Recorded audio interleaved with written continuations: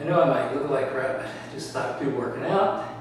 Thought that I would go through phases 1, 2, 3 of whatever, however many phases there are, to get rid of your plantar fasciitis. The first thing, phase 1, go to sleep in high-top tennis shoes or cowboy boots. Phase 2, if you don't have high-top tennis shoes or cowboy boots, when you're laying in bed in the mornings, pump your ankles, feet, 15, 20, 25 times. Sit on the side of the bed. Do the same thing 15, 20, 25 times before you make your first step. Classic signs for plantar fasciitis. Hurts worse in the mornings, especially when you make your first steps. Our primary reason is when you lay in bed, your foot does not lay at 90 degrees like it would if you take steps, but it lays like this. So the back part of your calf gets tight, the bottom portion of your foot gets tight. As soon as you do this, it straightens it back out and stretches it. And if it's already irritated on that heel or throughout this area, it's going to get even more painful. The more painful it is, the more you perpetuate the problem. So the best thing to do is to decrease the symptoms in the morning. And so if you can decrease it, even though it may not go away, the more you decrease it, the better off you're going to be in the long run. So that's phase 1, phase 2. Now I'm kind of making up these phases as we go. But the next thing, if pumping the ankles back and forth, sitting and lying down doesn't seem to work that well, the next thing you do is you still pump them, get on the side of the bed, pump them.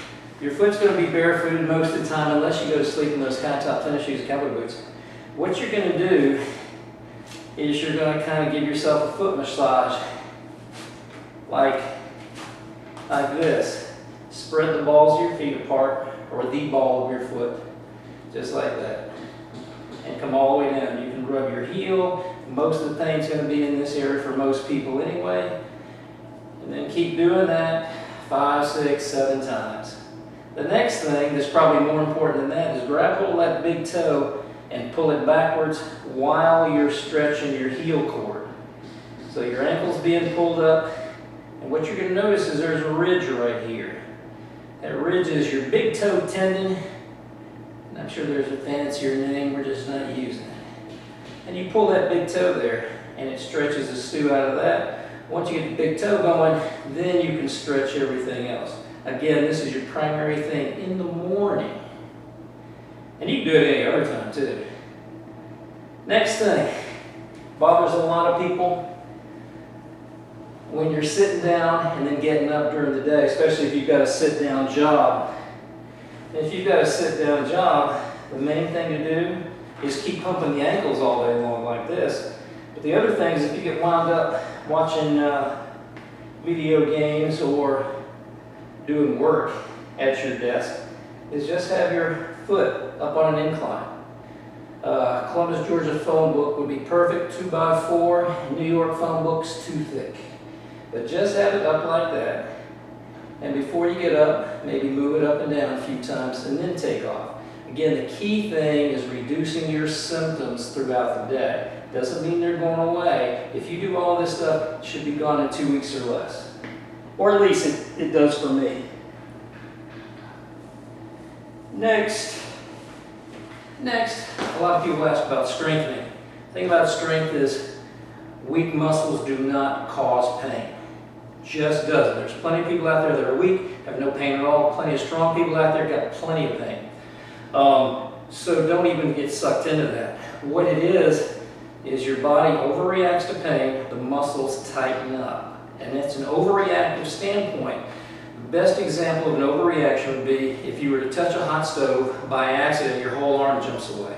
That's an overreaction. The only thing that needs to move is one finger, but we're not wired that way.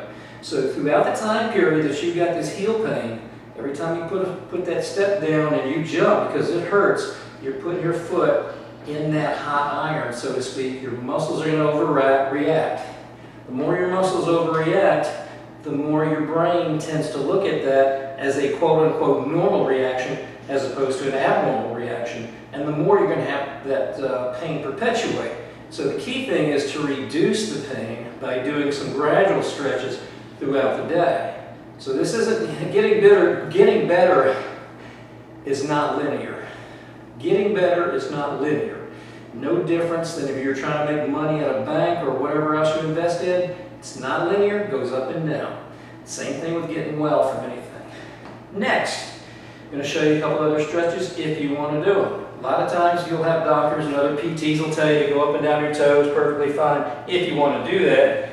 And of course, they'll say, and I may have at one time, that you're strengthening the calves.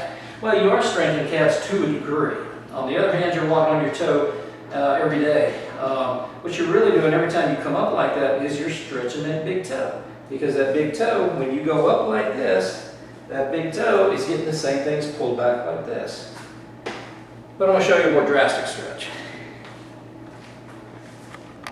Okay, here's another stretch you can do that's probably going to be more beneficial than just going up and down your toes.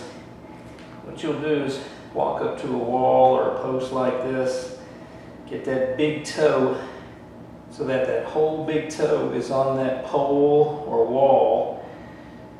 Heel's obviously jacked up a little bit, and you just take this knee to that pole or the wall, and you're going to feel a heck of a stretch right here, but you're also going to feel it right behind the big toe.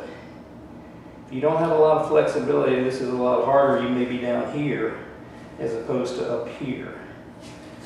Better illustration, taking the shoe off, big toe, focus on that, bend forward. Another illustration, seeing the toe itself. Notice how that big toe, the whole bottom of that big toe is on that pole. And you just take your knee towards that, and it's a heck of a stretch. So, a bunch of different phases, a bunch of stuff you can try. Much better than opting for a surgery, unless you have to do that. But then even after surgery, that's precise trauma. You got to go through a healing phase. And the healing phase through surgery can still be bothersome. And like Dr. Houston always used to say, there's nothing that surgery can't make worse. So, I just need to edit this and see how it works.